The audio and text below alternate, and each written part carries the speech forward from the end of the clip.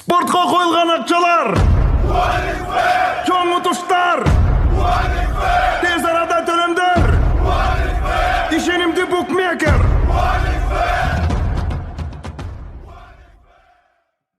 Ең аяғында ошол экс-президентке анан анда мурунку кийим болгон Өмүрбек Богмановго ответ бергендери болду. Башка мен бир жаңылыкты уга албадым.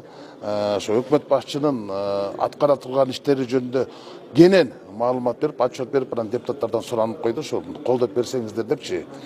Анан эми мен буну кайрылуу катары кабыл алган жокмун. Чын айтканда бул кайгыруу катары кабыл алдым. Анан экинчиден эң аягында баса белгилеп кетти. Жанагы тартип болсун, мыйзамдуу ал туура эле. Ал негиз бар. Андай чыкканга анткени мындай башаламандыктар болуп кетпесин деп мамлекет башчысы өзү мамлекеттен башта тургандан кийин конституциянын кепилдиги ушул иште болгондон кийин аны айтып кеткенин жөнү бар.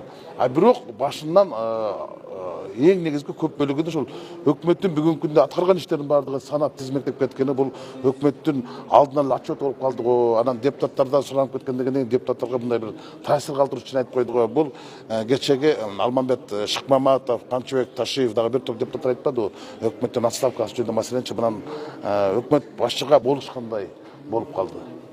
Канаттандырган жокпу анан сөзү? Мен албетте мен канаттанган жокмун. Калыстык сөзүмдү айта турган болсом, канаттанган жокмун. Бүгүнкү күндөгү чыңалып кеткен саясий кырдаал жөнүндө айтса болмок. Ал эми өкмөткө мындай жан тартканы бул туура эмес болуп калат. Анткени парламент депутаттары биз парламентаризм жөнүндө айтып, парламентаризмде парламент гана өкмөттүн ишине, өкмөттүн ишин отчетун ала алат да. Анан кийин бизге алдын ала мындай багыт берип койгону чын айтканда бул туура эмес болуп калгандай болду. Ушу президенттин аппараты саботаж кылып койду же туура эмес жолго салып койду. Мен ушуну азыркыга чейин түшүнө албай турам.